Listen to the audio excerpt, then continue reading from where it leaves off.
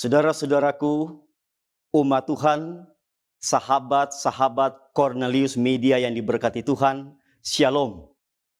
Puji Tuhan, oleh karena kita boleh bertemu kembali untuk mendengarkan firman Tuhan. Firman Tuhan pada saat ini saya beri judul, What have they seen in your house? Apa yang mereka lihat di rumahmu?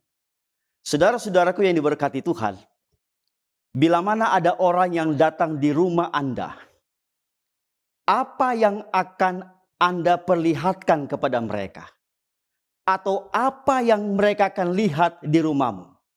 Apakah desain rumah, isi rumah, barang-barang, perhiasan-perhiasan yang ada di rumahmu, atau hiasan-hiasan dinding, atau taman yang indah di rumahmu, ada kolam renang di sana, ada mobil mewah yang terparkir di garasi.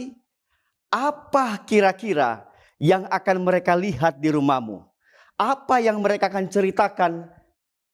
Apa yang akan Anda ceritakan kepada mereka saat mereka datang di rumahmu?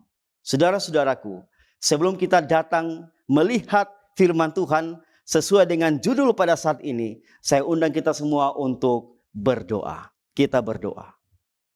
Ya Tuhan Allah kami yang di sorga, kami mau membuka hati untuk mendengarkan firman Tuhan. Kiranya Roh Kudus akan membantu kami, agar firman Tuhan yang kami pelajari saat ini boleh menjadi berkat bagi kami semua yang mendengarkannya. Terpujilah Engkau Tuhan. Inilah doa permohonan kami. Dalam nama Yesus Tuhan dan Juru Selamat kami. Amin. Saudara-saudara, what have they seen in your house? Apa yang mereka lihat di rumahmu? Firman Tuhan pada saat ini saya dasarkan pada Yesaya 39 ayatnya yang keempat. Buka Alkitab kita di dalam Yesaya 39 ayatnya yang keempat. Firman Tuhan berkata, lalu tanyanya lagi, apakah yang telah dilihat mereka di istanamu? Jawab Hizkia, semua yang ada di istanaku telah mereka lihat. Tidak ada barang yang tidak kuperlihatkan kepada mereka, dan di perbendaharaanku tidak ada barang yang tidak kuperlihatkan kepada mereka. Semua yang ada dalam istanaku, semua yang ada di dalam istanaku, tempat kediamanku, semuanya kutunjukkan kepada mereka. Saudara-saudara, melalui khotbah ini, kita akan melihat ada dua cerita yang kontras di dalam Alkitab sehubungan dengan apa yang mereka lihat di rumah kita. Saudara-saudara, yang pertama di dalam Yesaya pasalnya yang ke-39. Latar belakang Yesaya pasal 39 ini adalah tentang cerita kesembuhan Raja Hizkia. Di dalam pasal 38 disebutkan di sana, Hizkia sakit dan disembuhkan. Yesaya 38 ayatnya yang pertama dan ayatnya yang kedua katakan seperti ini. Pada hari-hari itu Hizkia jatuh sakit dan hampir mati. Lalu datanglah Nabi Yesaya bin Amos dan berkata kepadanya, beginilah firman Tuhan, sampaikanlah pesan terakhir kepada keluargamu, sebab engkau akan mati. Sebab engkau akan mati.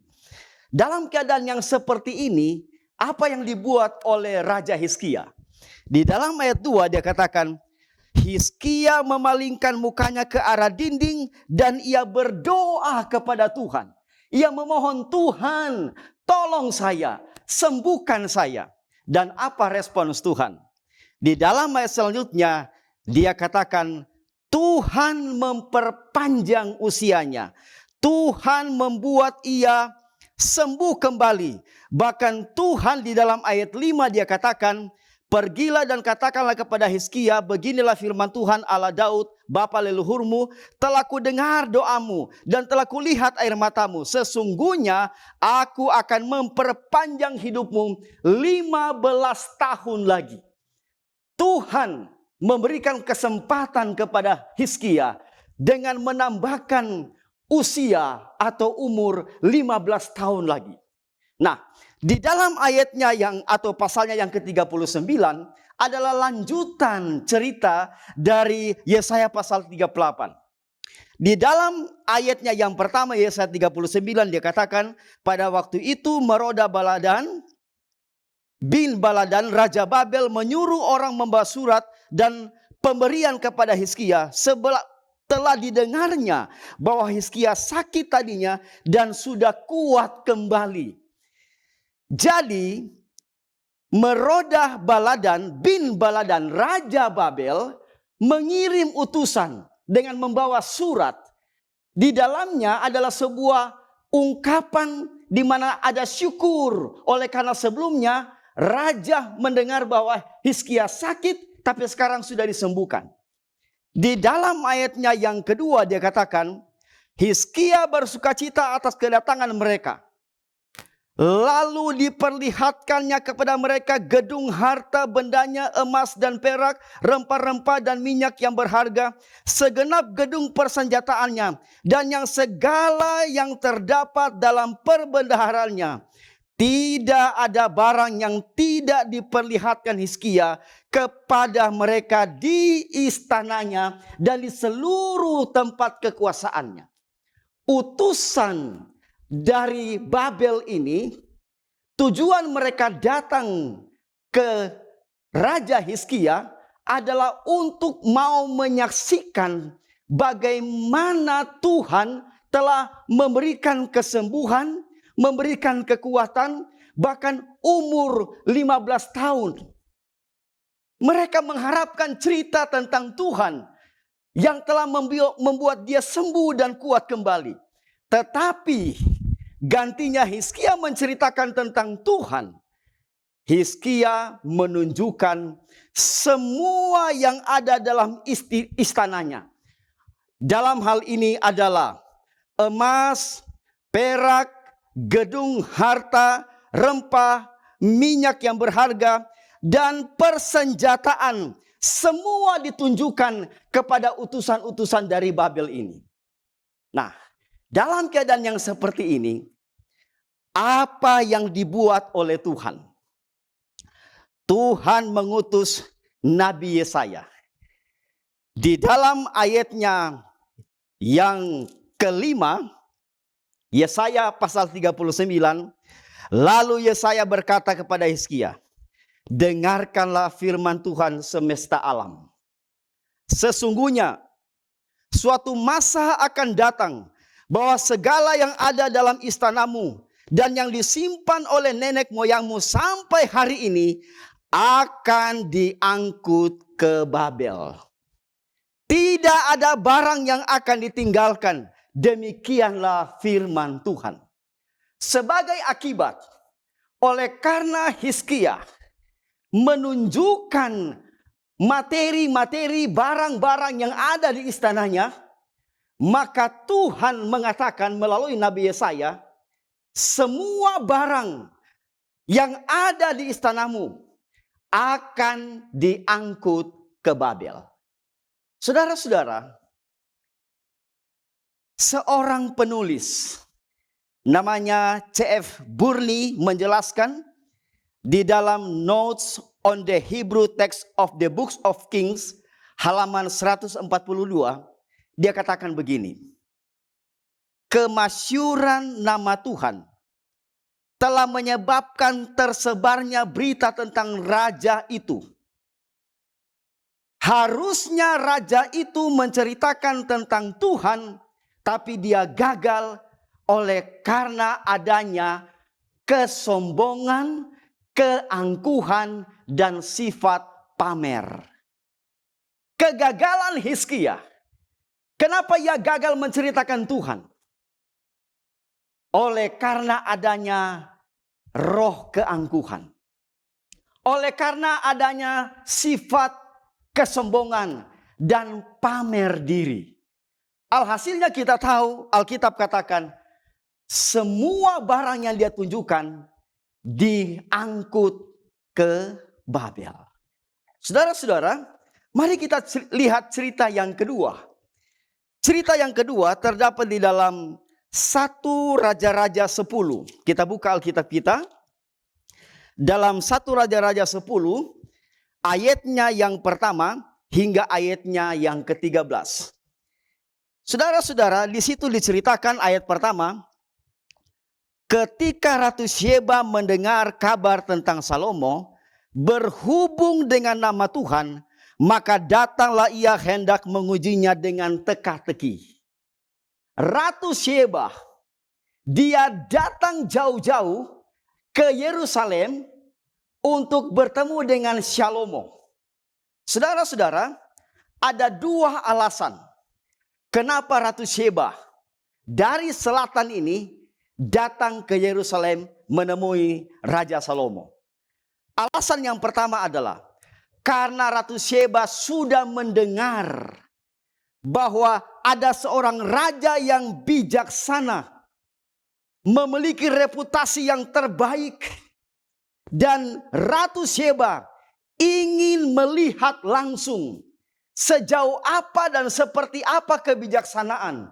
Sampai-sampai yang mengatakan, saya akan menguji raja itu seberapa besar hikmat dan kebijaksanaan yang ia peroleh. Makanya ia datang ke Yerusalem. Alasan yang kedua, kenapa Ratu Syeba dia datang ke Yerusalem? Ia datang oleh karena hubungan Salomo dengan nama Tuhan. Dengan kata lain, ia mengakui bahwa hanya Allah yang besar yang dapat memberikan hikmat seperti Salomo yang ia dengar itu.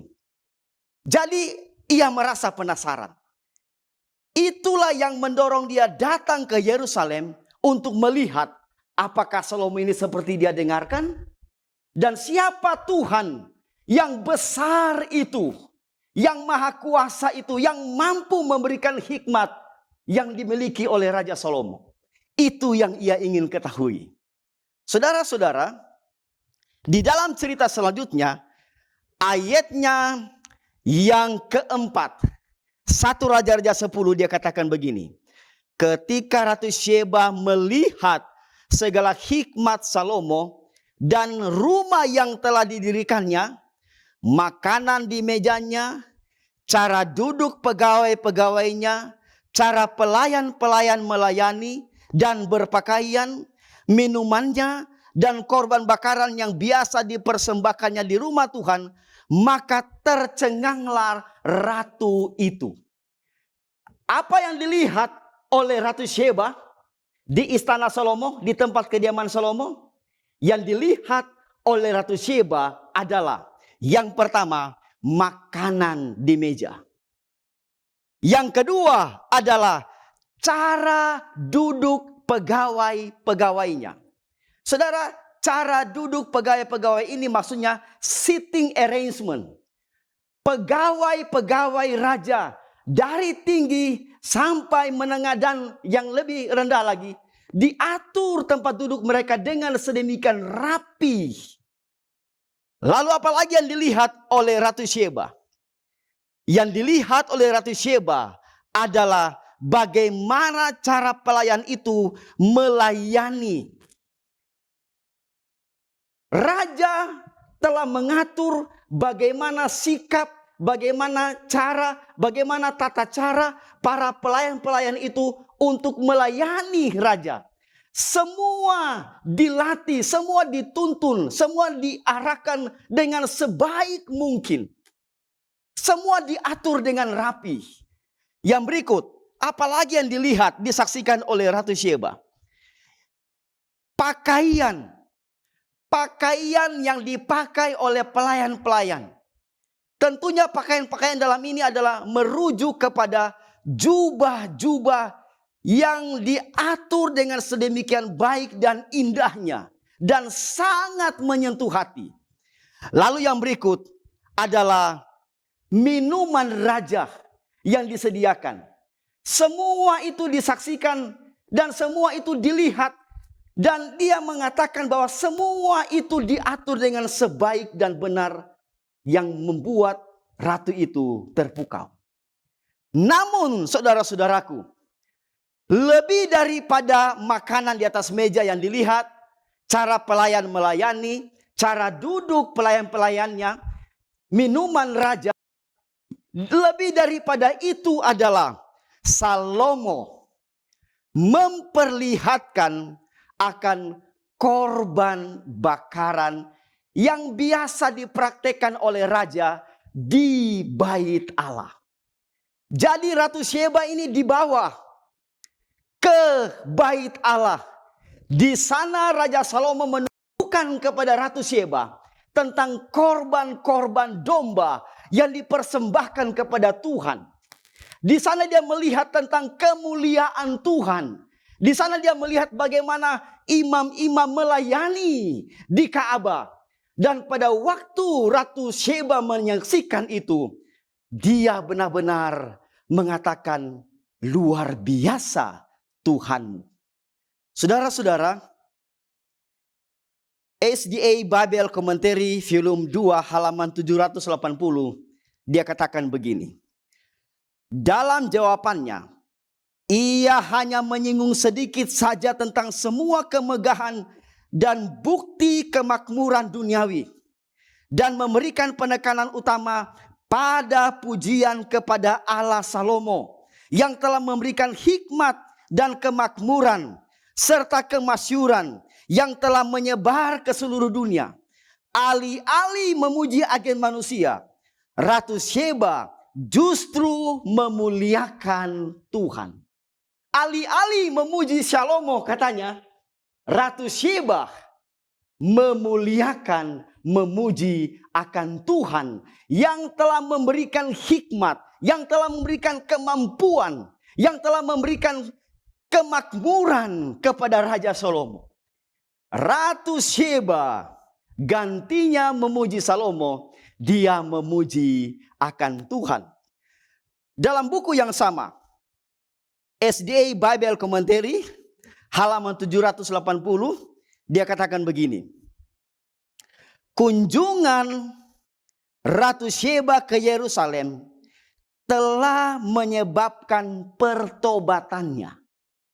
Telah membuat dia bertobat.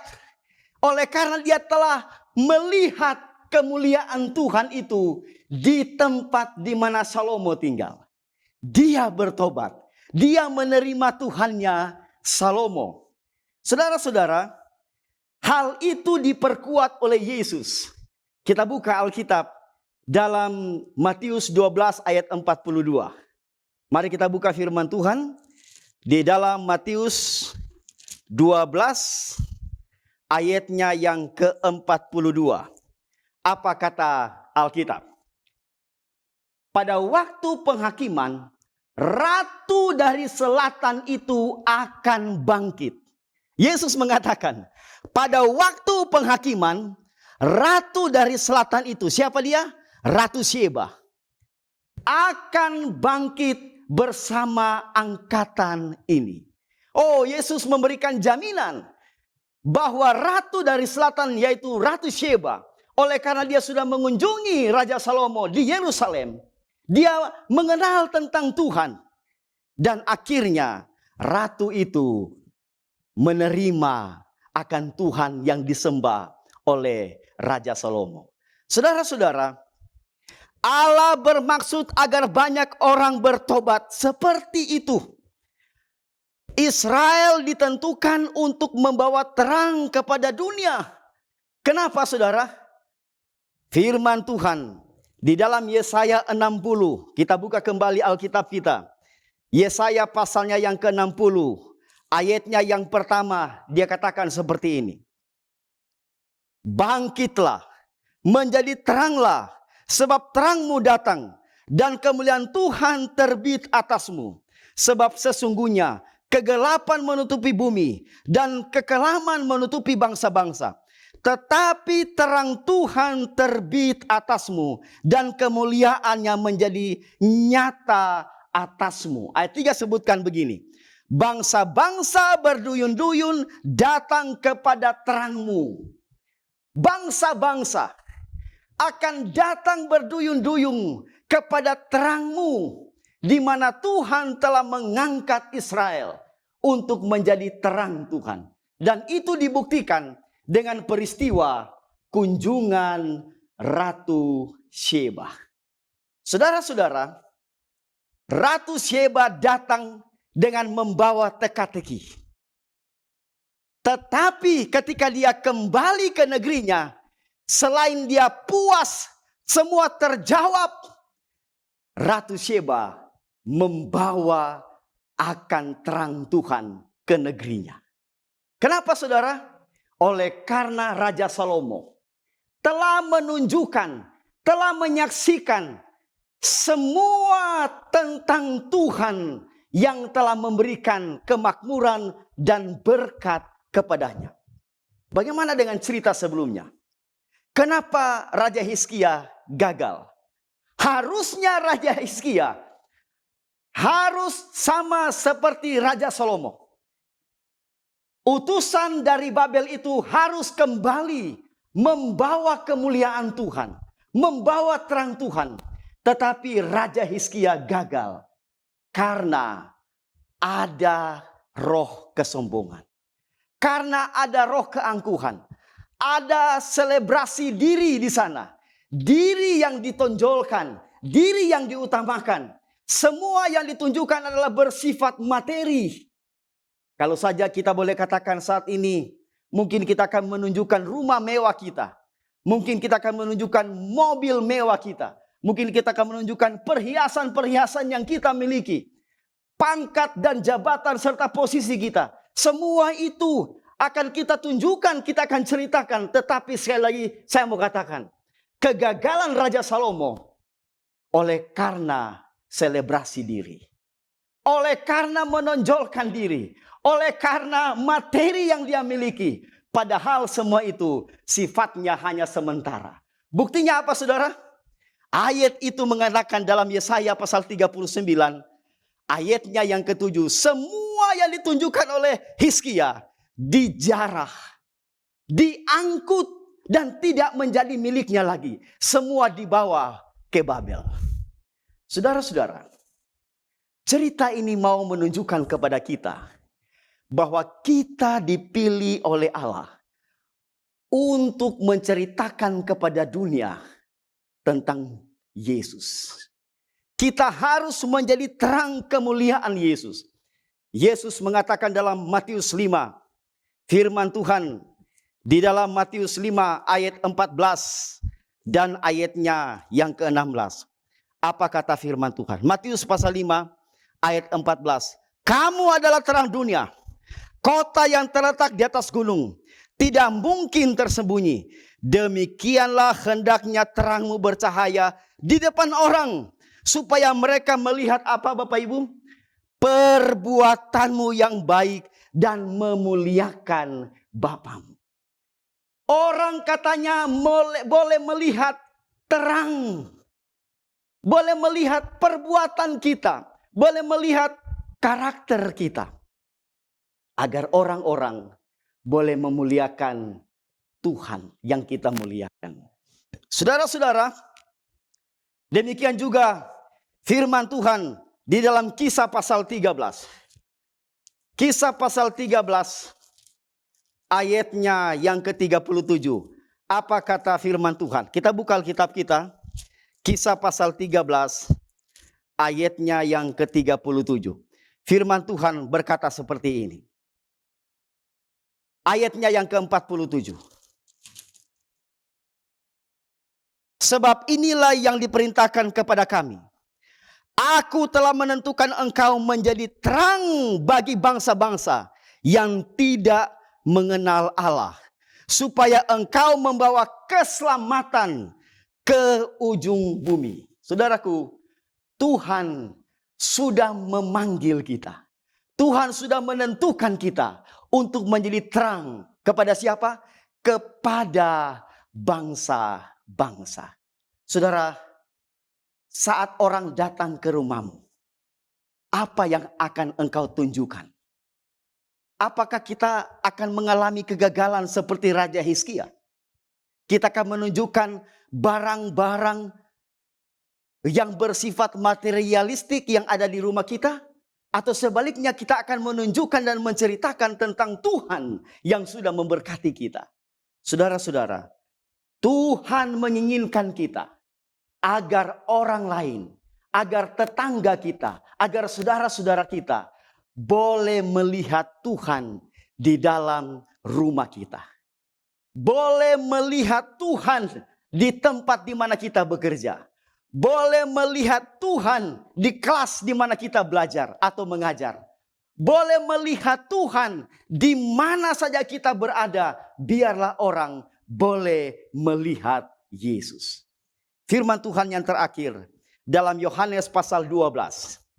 Kita buka firman Tuhan dalam Yohanes pasalnya yang ke-12. Yohanes 12 ayat 32. Katakan seperti ini. Dan aku, apabila aku ditinggikan dari bumi, aku akan menarik semua orang datang kepadaku. Saudara-saudara, bila mana katanya kita meninggikan Tuhan, gantinya diri kita, gantinya apa yang kita miliki, maka Tuhan akan menarik semua orang datang kepadaku. What have they seen in your house? Apa yang mereka lihat di rumahmu? Apa yang mereka lihat dalam kehidupan kita? Diri, harta, jabatan, kekayaan, kegantengan, kecantikan, semua yang melekat dalam diri kita sifatnya hanya sementara. Semua itu akan hilang dan pergi. Tetapi attitude, karakter Tuhan yang memiliki diri kita, bila mana kita tinggikan dan muliakan, itu akan membawa kekekalan kepada kita. Orang akan diberkati lewat kehidupan kita. Semoga Tuhan memberkati kita lewat firman Tuhan pada saat ini. Adalah doa dan harapan kita bersama. Mari kita berdoa. Ya Allah, Tuhan kami yang di sorga, Bapa yang penuh kasih, Tuhan yang kami selalu tinggikan dan muliakan. Puji dan syukur kami persembahkan kepadamu. Karena firman Tuhan pada saat ini telah memberkati kami. Kiranya ajakan firman Tuhan kami akan ikuti.